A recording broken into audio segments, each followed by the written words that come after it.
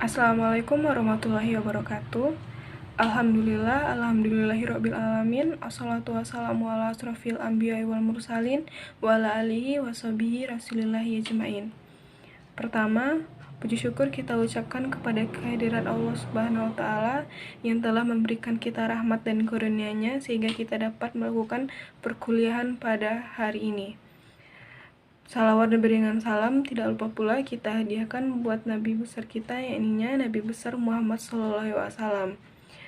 Langsung saja, kami dari kelompok 3 yang beranggotakan saya sendiri, Nabila Rama Anggraini dengan NIM 21150400002, Tiara Viola dengan NIM 21150400023, dan Izzatul Syarifah dengan NIM 21150400087. Materi yang akan kami presentasikan hari ini yaitu tentang gangguan somatoform dan disosiatif.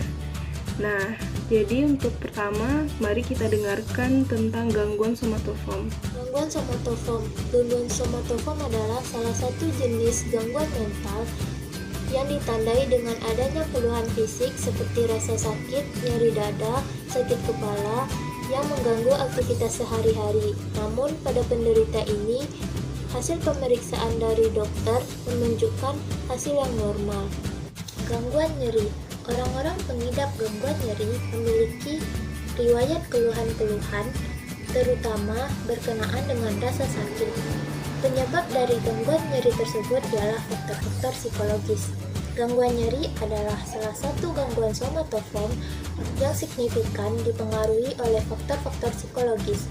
Faktor psikologis tersebut mempengaruhi kemunculan, bertahannya, dan tingkat keparahan gangguan. Kemudian, gejala yang dialami oleh gangguan nyeri tersebut ialah nyeri berat, menyiksa, dan menetap. Nyeri timbul karena berhubungan dengan konflik emosional.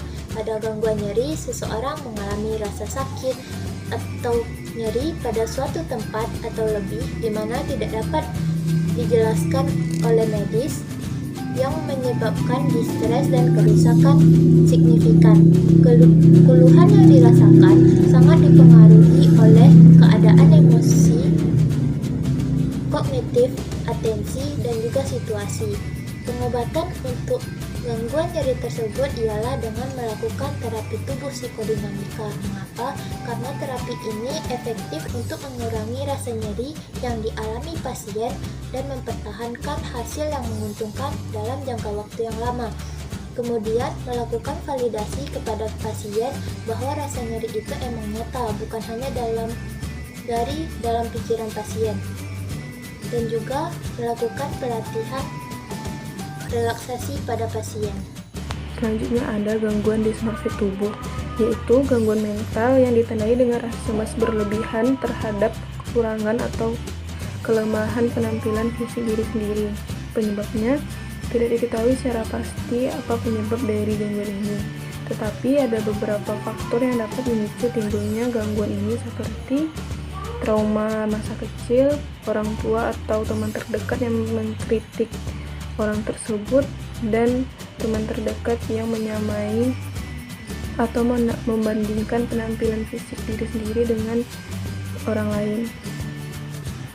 Gejalanya sering khawatir pada area tubuh tertentu, khususnya pada wajah, menghabiskan banyak waktu untuk bercermin.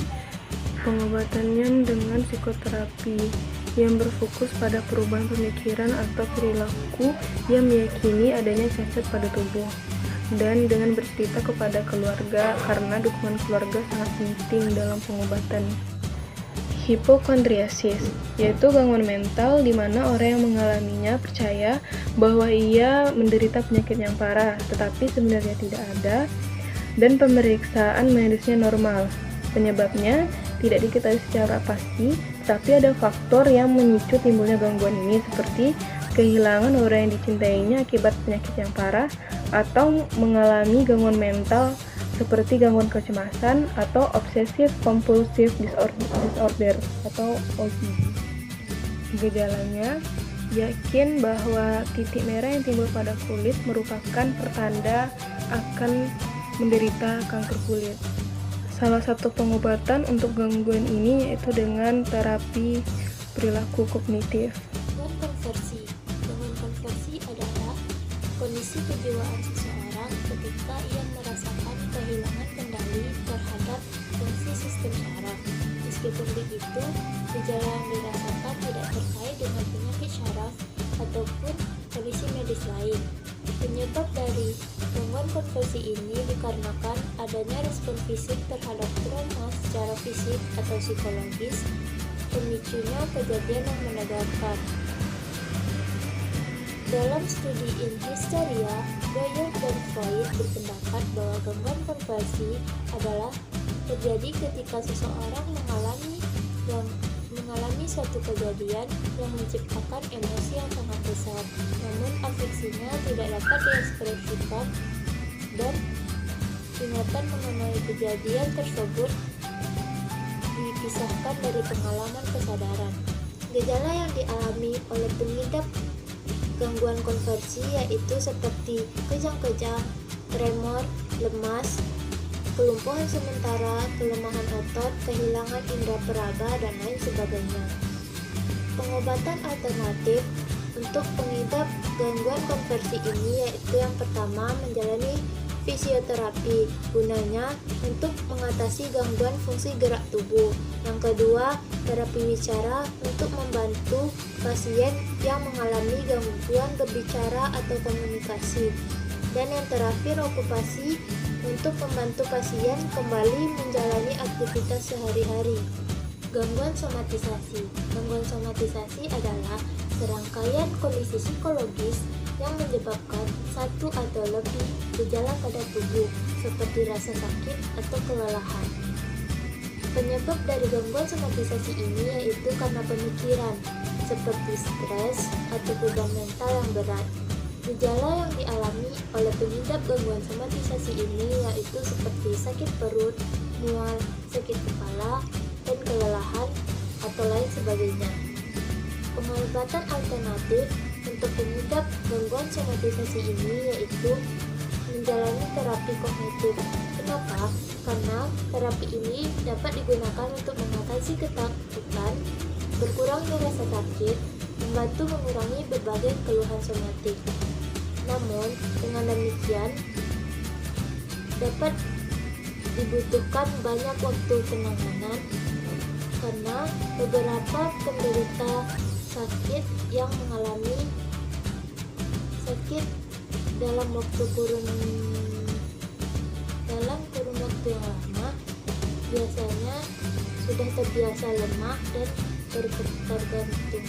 Gangguan disosiatif. Davidson dan Neale berpendapat di dalam buku Kausian dan Widuri yang dikutip dari buku Elshe Purwandari, yang mana dijelaskan bahwasannya gangguan disosiatif adalah gangguan yang ditandai dengan adanya perubahan perasaan individu tentang identitas, memori, ataupun kesadaran. Individu yang mengalami gangguan disosiatif memperoleh kesulitan dalam mengingat peristiwa penting yang pernah terjadi dalam dirinya, melupakan identitas, dan membentuk identitas baru, bahkan memiliki beberapa identitas. Gangguan disosiatif terbagi menjadi 4, yaitu yang pertama adalah amnesia disosiatif, yaitu hilangnya memori setelah kejadian yang penuh stres. Individu yang mengalami amnesia disosiatif tidak mampu mengingat informasi yang penting, biasanya setelah suatu episode yang penuh stres. Informasi tersebut tidak hilang secara permanen, hanya saja tidak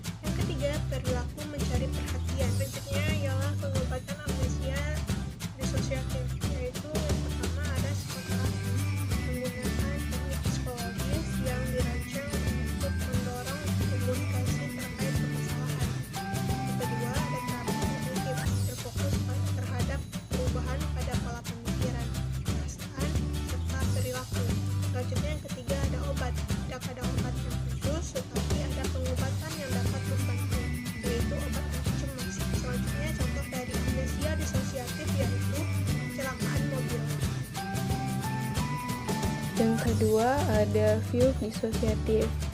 Umumnya timbul karena stres berat, trauma, pertengkaran suami dan istri. Gejalanya sulit dikenali karena seseorang yang menderita view disosiatif memiliki perilaku yang normal. Gejala view disosiatif dapat berlangsung beberapa jam saja.